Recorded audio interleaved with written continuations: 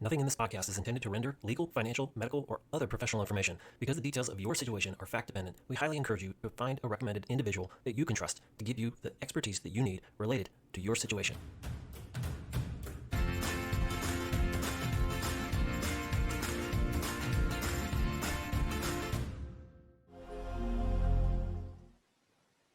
So our guests today are a special physician, a special physical therapist. We are going to talk about fitness, a problem, a universal problem that most of you listening have among your patients, and that is how to teach them and keep them physically fit and to do it the right way, especially in this virtual digital environment, so that they have an affinity for their doctor, but they're also learning how to do these exercises correctly, but in their own homes, on their own time. And so our guests today are Dr. Natasha Bouvet. She is the founder of Northern Virginia Family Practice in Alexandria, Virginia. And we have Josh D'Angelo. He is the CEO of MovementX, and he's also a physical therapist. So Dr. Natasha and Josh, thank you for being with us today. Thanks, Michael. Glad to be here. Thanks so much. So I'm going to throw it to you, Dr. Bouvet, first, and kind of describe why, how you and Josh got connected, and what problem we're trying to solve in the world today. Sure. Yeah, I'd be happy to start. I will first talk about the problem of the deer in the headlights experience we have with patients when we're trying to advocate for exercise, and then connect that to really my own deer in the headlights experience of walking into a gym recently, and how Josh and I work together to solve that, mostly for our patients, but also for myself. I've been a physician for 20 years and have prescribed countless exercises, and noticed, particularly in a concierge medicine practice, that year after year I was having the same conversation with people preventing various illnesses or trying to treat various illnesses that I was really sure would get better with exercise. And I realized I wasn't doing the right thing. Somehow I wasn't motivating people, or I wasn't explaining things correctly. I wasn't hitting them at the right point in their lives. And so I began to realize that when people looked at me like they couldn't connect with the idea of even exercising for themselves, that I had to do something more to kind of make that appetible to them. And I was very inspired by the famous workout series that was provided for Justice Ruth Bader Ginsburg by her trainer, Bryant Johnson. And I thought, if there's a workout that an 85-year-old could do, then there's a workout that all of us could do. And along the same time, I realized that I had been out of the gym for I've probably been out of the gym for 20 years and probably away from solid exercise for 10 years. My youngest child was maybe 8, and I was starting to notice problems myself. I couldn't really walk up the stairs in the normal kind of springy way. This is embarrassing to say, but when you can't get off the toilet in a really, really strong and powerful way, you know you're in trouble. And at that time I was 47. And so I realized that, things were getting bad. But probably the strongest nudge I had was from my husband, who, after seeing me hobble out of the car one day when my back went out after a long drive, he said, "Natasha, how can you be a doctor and be telling people to exercise every day and not be exercising yourself and not be getting yourself to the gym?" And so suddenly, I was the one who was kind of at fault and not really following the directions of my own advice. So I went to the gym, and I used to be a college athlete. I felt like I knew what I was doing, and I felt completely lost to start over in the gym. And it was at that moment that I connected with this experience that my patients have, which is they don't connect with this idea of exercise and something that they can actually accomplish. And they go into the gym and they feel overwhelmed, and they go and they can't get themselves started because they don't know what's safe to start. And so right about the same moment, Josh walked into my office with two of his colleagues from his physical therapy outfit called MovementX, and they were just doing what good business people do and sharing what they do and sharing the love of what they do. And it just happened to hit me exactly at the right moment where I was desperate to start a program that would really help take this leap from people like myself who didn't know what to do in the gym anymore, and my 60, 70, and 80-year-old patients.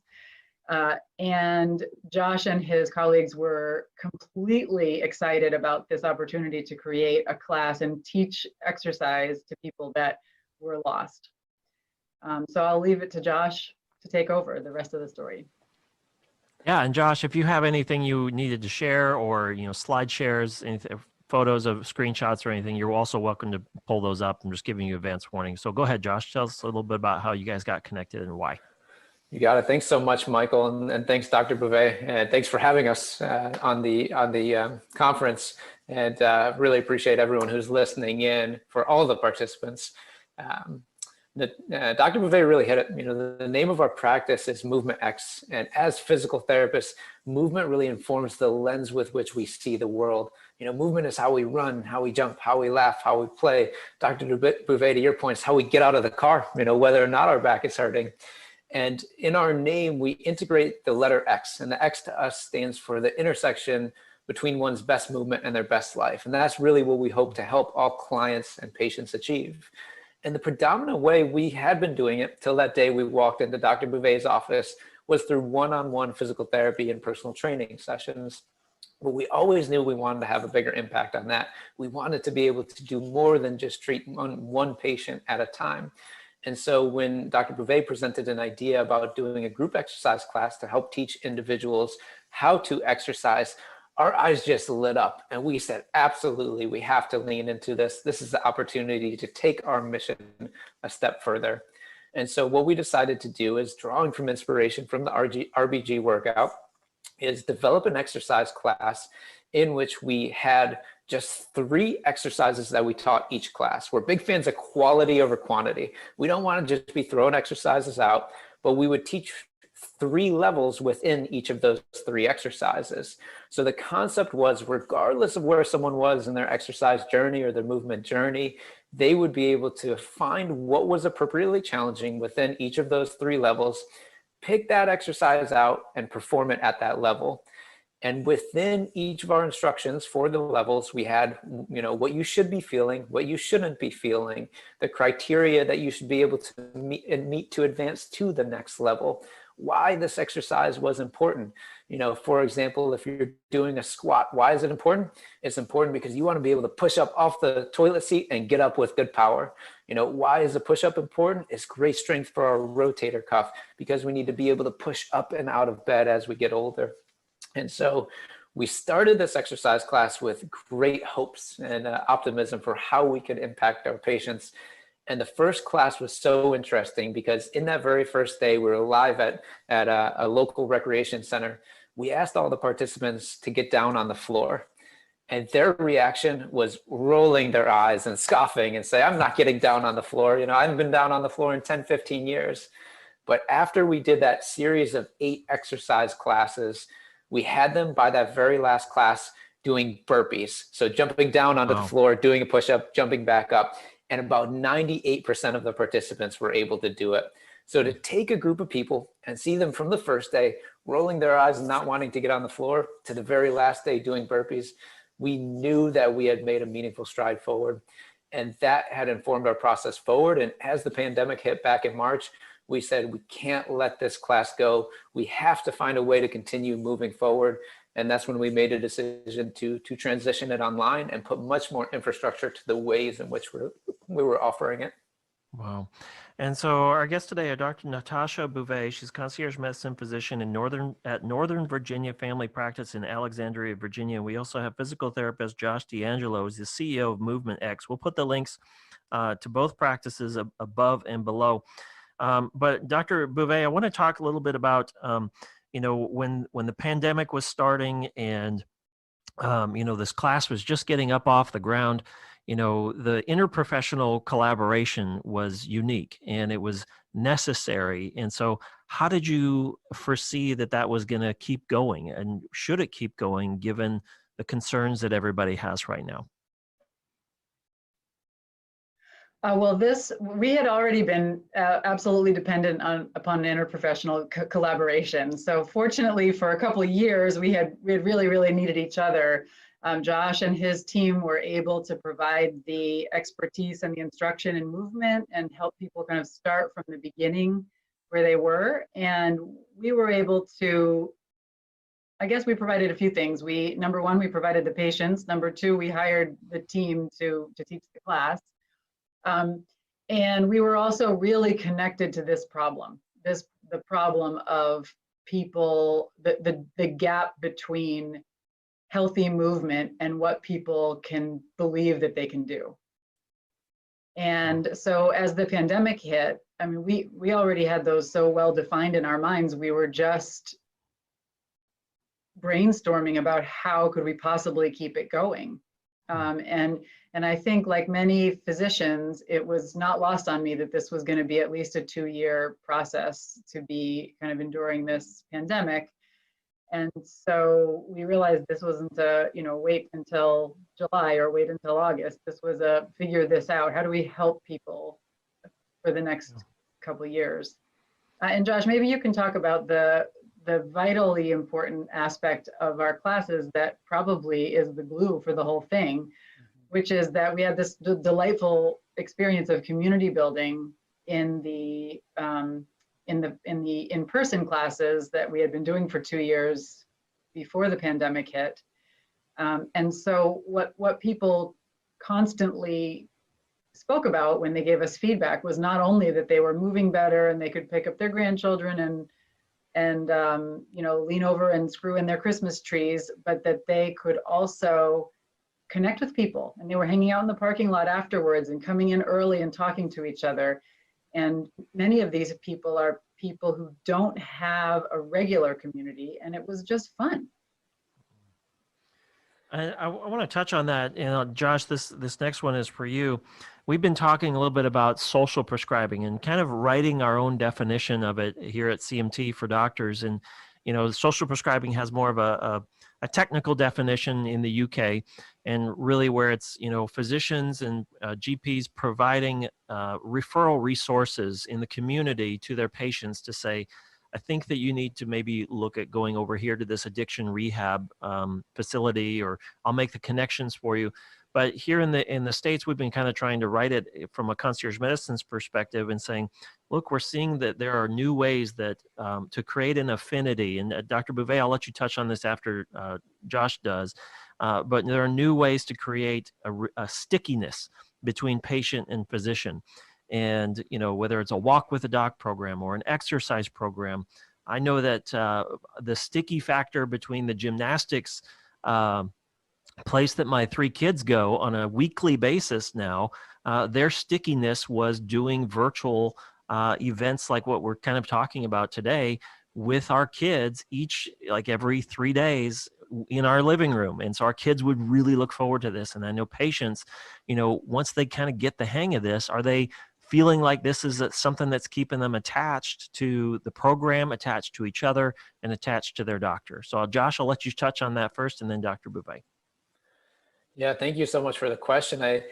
As we reflected on the journey the class took, right away it got really popular. We had to introduce a second class time slot because it got so popular. The class filled up, and we had people exercising right next to each other. The entire gymnasium was filled up, and we reflected a lot on why that was. And we said, yeah, the culture of this class that we're trying to create is special. It's positive, it's encouraging, it's enthusiastic, and people feel safe with the interprofessional aspect of it. You have physical therapists, nurses, personal trainers, and physicians all coming together to support the patient. So yes, it's the culture. Yes, it's probably some of the content. We make it accessible for everyone to participate. And really, it's, as Dr. Bouvet was hitting on, the community aspect of it. We knew it was special as well when we would get there a half an hour early to set up, and we already had some of the participants that were there, and they were asking, can I help set up? They were talking to each other after class and saying, hey, let's go get a coffee after class next time. they would show up at the following class and say, hey, how's your grandkid doing? You know, I remember they had this big soccer game coming up. And so it was those interstitial pieces that we asked ourselves, how can we continue to replicate and how can we continue to emphasize? And what's neat about it is that, yes, it's a win for the patient. They're moving better. Yes, it's a win for the physician. If they're moving better, they're going to be healthier.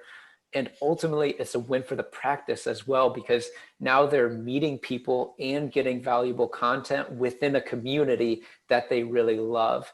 And it's that love for the community that's going to keep them coming back. So you use the word, Michael, sticky. I think the word sticky is really important.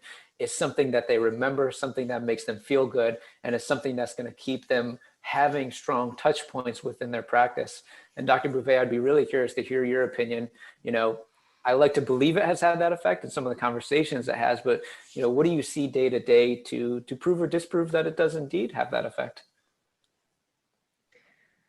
Yeah, what we see is that people are so grateful. They are just so, so grateful. They come in all the time. There are 5 providers in our practice, and they're constantly thanking the provider for putting this program on. And of course, really Josh is doing all the work of putting the program on, but they're grateful to us in the practice because we are providing that service for them. So I also believe that it creates a better sense of community with us, because people who are not our patients or not my patients directly feel that they have some community with me because they've seen me exercise on a video class. And I'm not even exercising on all the video classes, but you know, even if we're just there once in a while, all of our doctors used to rotate through the in-person classes that we held last year, as did our nurses and our staff. And that was really fun kind of relationship building for the whole office. And so people begin to feel a connection and a warmth toward us, partly because of the value add. I mean, we're being effective by teaching them how to exercise, and partly because the teaching is coming through our office. And so it feels like value they're getting for their membership with us. And I love that because it's, you know, we say a lot around here, and I know that for those listening, I'm hearing me say it for the millionth time, a broken record, is it's not about being the best doctor in the world anymore. It's about being the best doctor for the world, for your patients, and for your local community. And, you know, having something to be able to be positive about, look forward to, remark about. I mean, for most physicians listening, you're living and breathing and measuring and thinking that, like, if you get asked the question, how do you get new patients? Well, it's all word of mouth. Well, word of mouth comes from somewhere, but usually word of mouth comes from a remarkable experience that somebody else remarked about. And for a lot of patients out there, I always say I'm not a doctor, but I know what it's like to sit on the other side of you. And as a patient, there isn't a lot to remark about going to our doctor's office these days. And so if we have this remarkable experience, we're going to tell others about it. It's going to be remark worthy. And so I want to talk a little bit with you, Josh, and our next question is the age range. How have you seen this? Is this like a silver sneakers kind of thing, or have you seen a diversity in the age range? And tell us a little bit about the how in this. How did you do this? How did it get created? You know, how did you make it work? And how is it working today? And what's the age range diversity in it? Sure, thanks. Yeah, Michael, it's been such a fun experience, and it's designed predominantly for individuals 60 and over. But I will say our youngest participant was 2 years old. We had a grandchild on with us at one day, and our oldest participant has been in her mid 90s. And so really we pride ourselves that anyone can participate, and it would be just as valuable for a 29-year-old as it is for a 92-year-old. And I think one of the neat things about engaging with NVFP, Northern Virginia Family Practice, and the opportunity to work with Dr. Bouvet and her team has been the opportunity at every single stage of development to improve what we're offering. You know, so at the first class, it was all about getting the content together, figuring out what are the most meaningful, impactful, valuable exercises that we could possibly teach the participants in this age range, predominantly 60 plus. And then we did that 8-class series that went well. We got a lot of feedback. we went back to the drawing board and we said, maybe what we should do is split it more by level, do a 101 and 201. And so we did that for the next class series. And what we found out was a reinforcement that the level is not the most important thing. It's actually the community that's the most important thing. People would show up at the 201 class because their friend was there and they wanted to do it with them. And so then we went back to the drawing board for the third iteration. And what we did was we decided to design a lot of content around the exercises so that individuals would be able to exercise not only in that 1 hour once a week, but beyond and in between. And so what we did for the third iteration and moving forward was we actually created a book. And I would love to show you the just a couple glimpses into the book, please. if that's okay with you. Yeah, so I'll go ahead and share my screen here. All right, Michael, can you see my screen? Yes, I can. All right, so this is the AgeProof Your Body book. You can see at the top, we made it up to 142 pages. We have almost 100 exercises in there. Wow. And within this book, we essentially have each of the exercises and each of the exercise classes that we go through with a bit of introduction behind it, and also the research behind those exercises, why we chose them, how well supported they are in the evidence, and why this movement is important. And so, for example, our very first class is the Movement Foundations class. And in that, I mentioned we teach 3 exercises and 3 levels. So if I scroll down to that class here, about page 24, as I find it, scroll down a little bit quicker. This is all background information and the equipment that you'll need. You can see that we start to teach the squat, for example.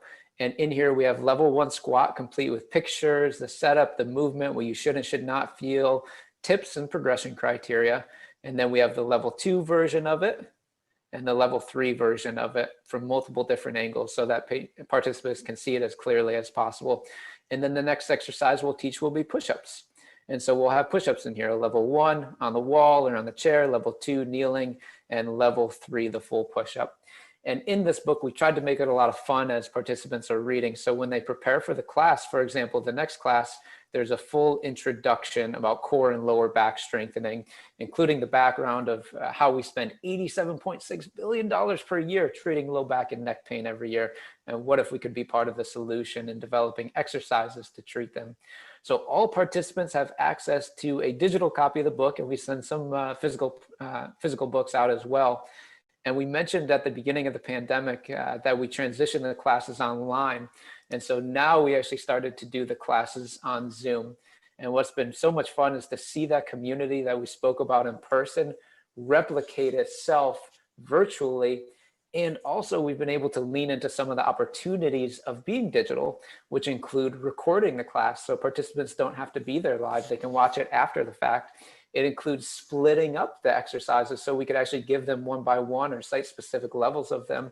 And so now we've been able to get even more specific with exercises we're offering, as well as start to pull in some other exercise concepts like Tai Chi and yoga and balance to help participants find what they really feel most called to do in terms of what they enjoy the most with their exercise. And Dr. Booth, thank you for that explanation. And I want, where are they, first off, where are they able to get a copy of that book or look at it? Is it on your MovementX website? It's actually, so this program kind of took on an identity of its own. As you know, the program is called AgeProof Your Body. And so the website now is just ageproofyourbody.com. And it's available to everyone who signs up there. And I'd be more than happy if anyone wants a copy of the book, just email me. My email is josh@movement-x.com. And I'd be more than happy to share resources and answer any questions or send a copy of the book. And one of the things, our next question is for Dr. Bouvet, and one of the question for you is inside of the exam room and on the test scores and the test data that comes back, you know, now you fast forward a year or two later, are you feeling like, man, like, wow, you're almost surprised? Or is it like, yeah, we've seen some data come in, the data's looking pretty good. What results are you seeing inside of the exam room now that we fast forward a couple of years? The most visible result is how people get on and off the table. And every doctor knows that part of the physical exam is watching the person step onto the table for the exam itself. And when we have somebody who used to need help, used to need a handrail, used to have a very cautious 2-foot landing on the step before stepping down, and they now just kind of walk down off the table, or they have no trouble with the stand and pivot to sit down because they're much more clear about where they are in space, that's the magic that we watch every time. And it's it's all the exercises put together: stand, pivot, and sit on the table, and then get down. So the other day we had someone who was 82 who she just hopped off the table without using the stair. Wow. So that's my data. Josh has counted the data in a much more scientific way. So Josh, I'll let you expand on some of that. Yeah, absolutely. So we give, for all new participants, when we start an exercise class, we give 3 specific tests. We're trying to be specific and objective with the data that we're collecting, and we're still at the beginnings of the program and shaping it. So we'd love to get more comprehensive data moving forward. But we look at how well is the patient or the individual able to balance on one leg. Obviously, we know falls are very, very, very important for this population. How many times can an individual go from sitting to standing in 30 seconds? That's actually very closely tied to outcomes like longevity and a very functional lower extremity strength test. And then we look at how many push-ups is one able to do. There's a great study that was written up in the Washington Post a while back about how many push-ups one can do, being very closely related to heart health, cardiovascular health. And there's a lot more we would like to be able to do, like see how well they can get up and down from the floor, but it's just a matter of time. But one quick anecdote I would love to share with you, just because this was just sent to our team yesterday, was one of our providers, who's also an instructor for the class, has a grandmother who has been participating in the class now that we're virtual. And her grandmother sent her a message and said, "The amazing news I was going to tell you is that I spent 2 days and 1 overnight at your parents' house while they were gone. And I realized 2 things. The biggest was that the stairs were not a problem. Usually I have lots of pain and I'm unsteady on my feet. None of that. And I use your mom's 2-pound weights to do my daily exercises, and my hands and wrists were fine. I've been using 1 pounds previously. Very excited. Baby steps, but I love seeing that the classes and daily workouts are working." And so that's from one of our providers' grandmothers, and seeing how ecstatic that provider was, it just made me realize that so many of these participants have grandchildren who hopefully they're telling those same things. Those grandchildren are seeing the improvements in their daily lives. And that's what it's all about, is being able to bridge that connection between the individual and their family members and make life more meaningful for them to live. Exercise and movement can do that. Wow. And I love that story. It's, it reminds us all of our loved ones. And Dr. Bouvet, I want to pivot over to you. And the question is, we enter our lightning round of a couple of more questions with Dr. Natasha Bouvet. She's the founder of Northern Virginia Family Practice in Alexandria, Virginia, as well as we have physical therapist Josh D'Angelo, CEO of MovementX. The question for you, Dr. Bouvet, is, now that we're virtual in most of what we're doing, how has the community continued to remain involved and excited and enthusiastic about the number one reason they're going is to be together, but they can't really be together? So talk to us a little bit about how that's happening still. Sure. I think for our office, it's happening in several ways. The exercise classes are now more than just once a week. So they had been once a week. They had been once every other week. Now they're once a week plus extras. And so when people are tuning into their class and their additional class, they're constantly using our office as a link to those other people.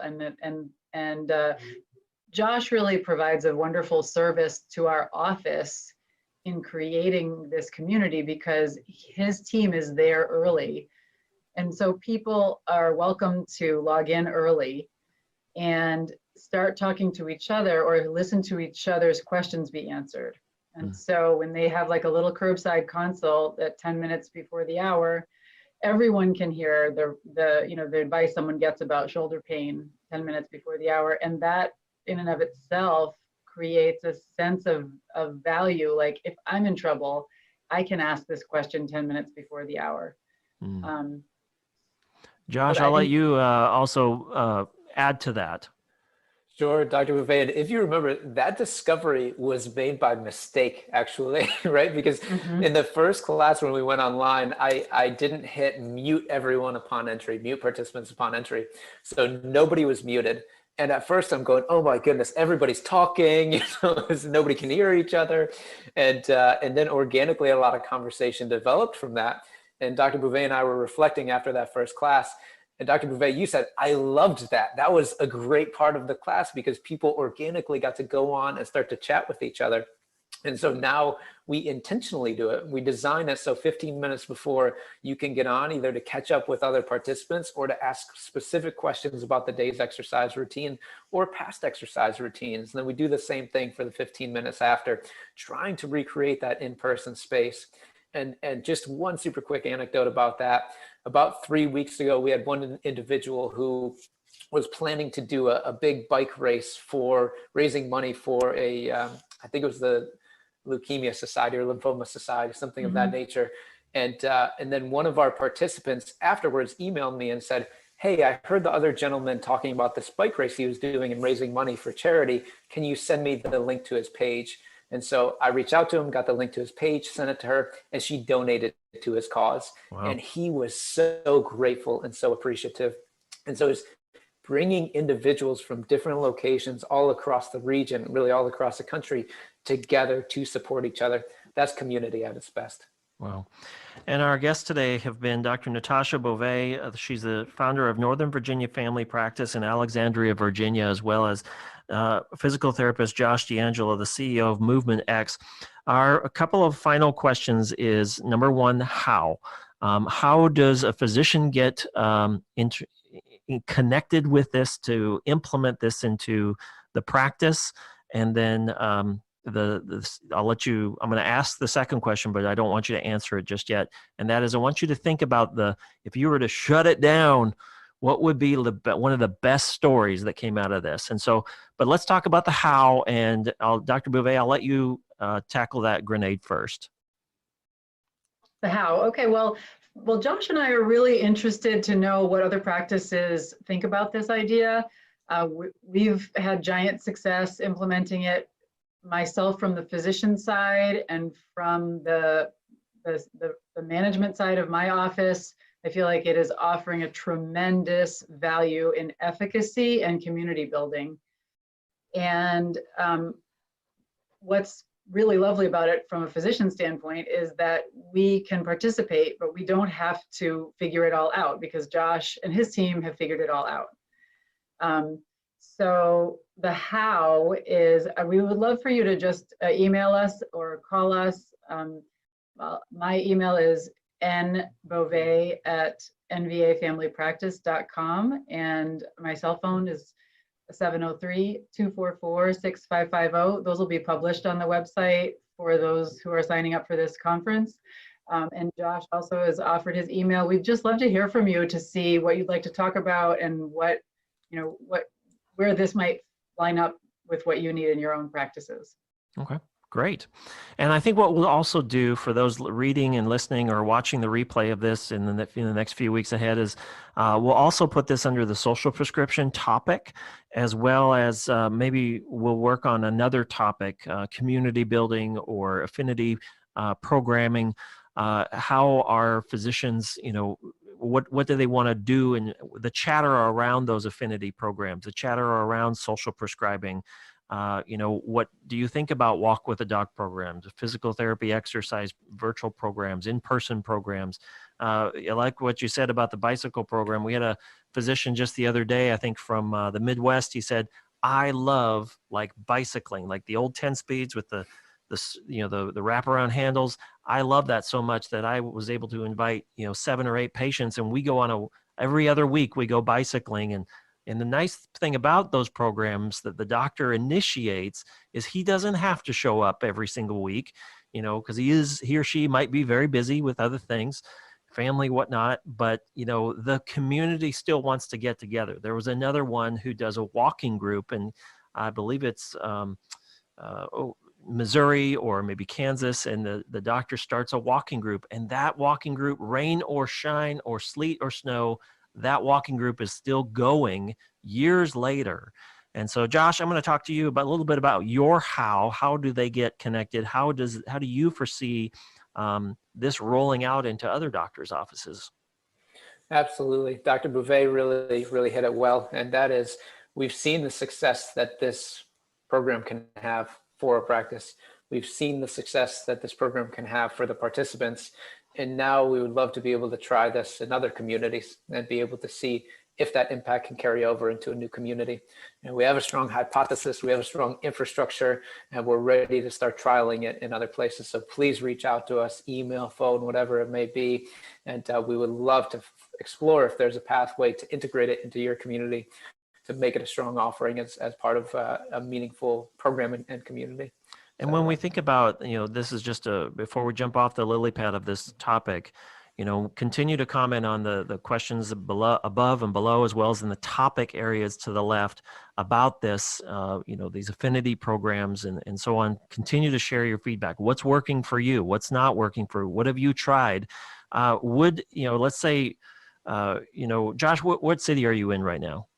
Just outside of Washington, D.C. in Alexandria, Virginia. Okay, so you're both in Alexandria, Virginia, but let's say we have a physician in Michigan, Texas, Georgia, Portland, that says, I'm interested in this. Could we make this work virtually? Josh, I'll let you answer first, and then Dr. Bouvet, I'll let you add in your thoughts as well. Absolutely. We had participants right here in Alexandria, Virginia, and we've had participants as far away as Alaska.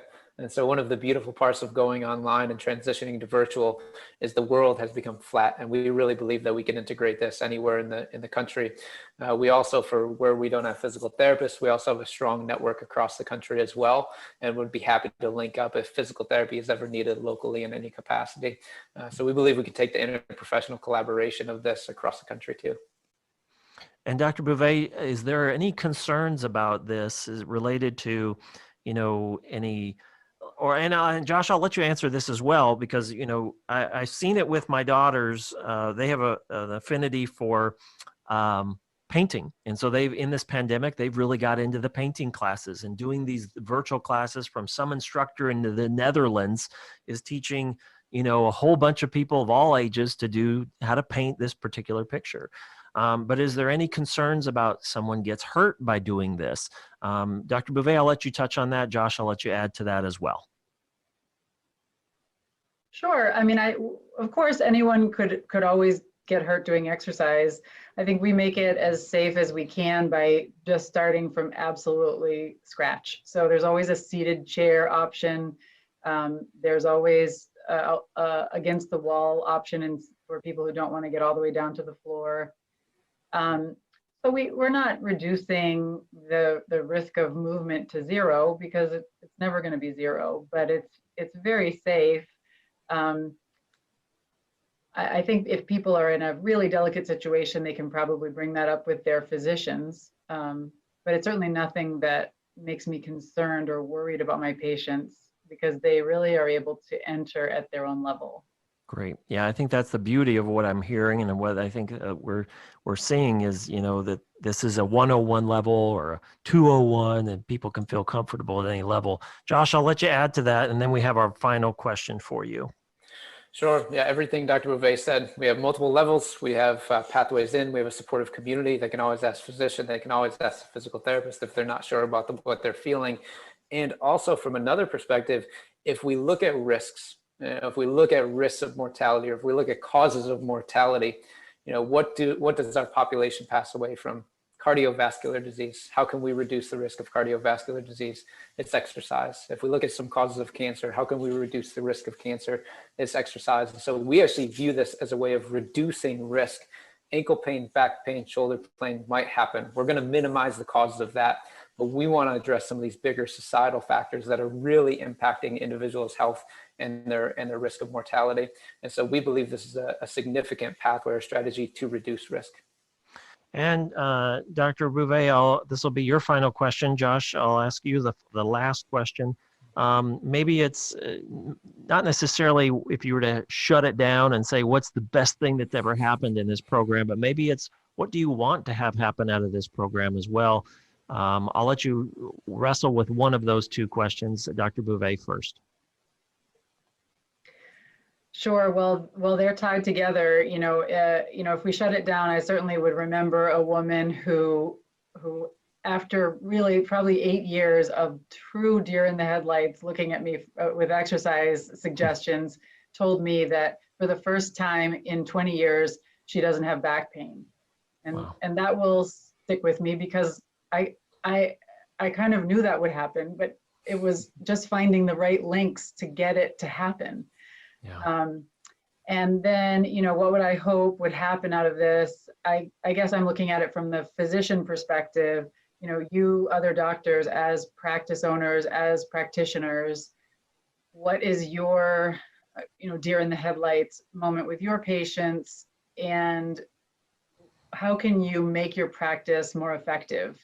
And in my view, this program makes me more effective. It really extends what I'm offering at times that I'm not always available, and in a way that's really, really hands-on.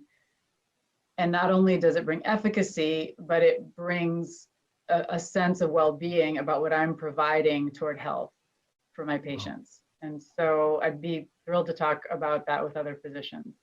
Yeah, I remember a physician. She was in Arizona, and she had a fellow concierge physician, a colleague of yours, and she said, it's one thing to be in the exam room and to tell the patient. She says, eat better, exercise. She said those are just wishes. Like, I'm being truthful. I'm telling her that these are the things that are going to happen, but I'm actually not being helpful. And so that's what I like about this discussion today with Dr. Bouvet and with Josh is we're combining truthful and helpful. It's one thing to be truthful, share the data. If you don't do this, this is going to happen. And then the incredible amount of patience that you both have to have with so many patients coming in and saying, man, you're worse today than you were 3 months ago. You didn't do anything that I told you to do. So thank you for what you guys are doing. And Josh, I'll let you have also tackle that question as well.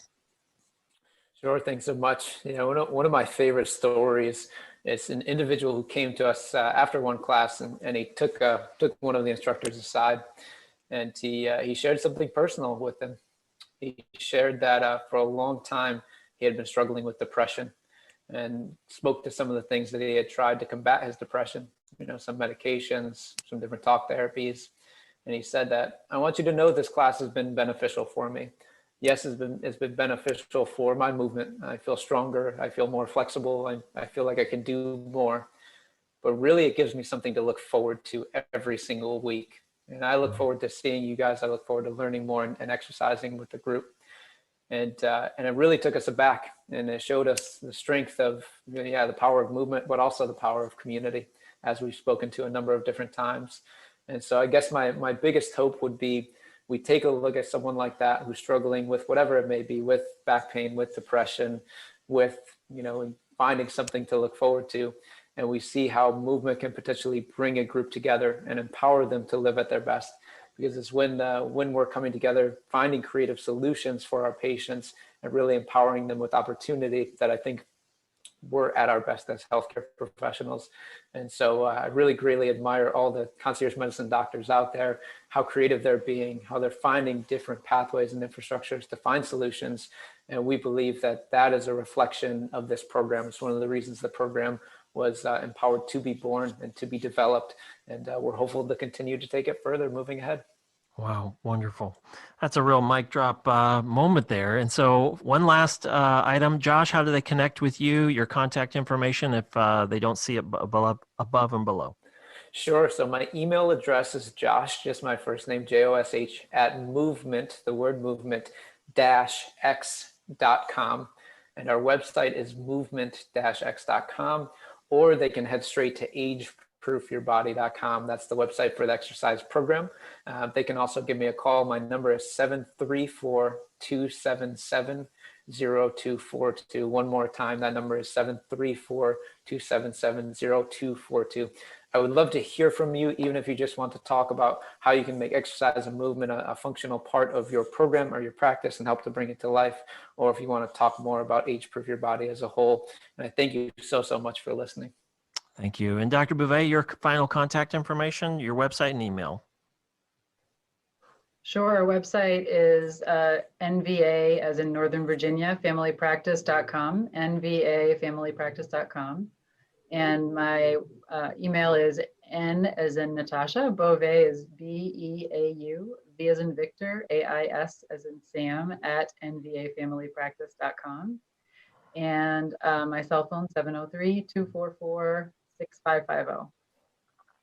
Great. Well, thank you both for joining us today to have this very important conversation because, as we say around here quite a bit, it's not about being the best doctor in the world any longer. It's about being the best doctor for the world, for your patients, and for your local community. Thank you, Josh. Thank you, Dr. Bouvet. This has been very helpful, and looking forward to the next one. Thanks, Michael. Take care. Thanks. Thank you so much.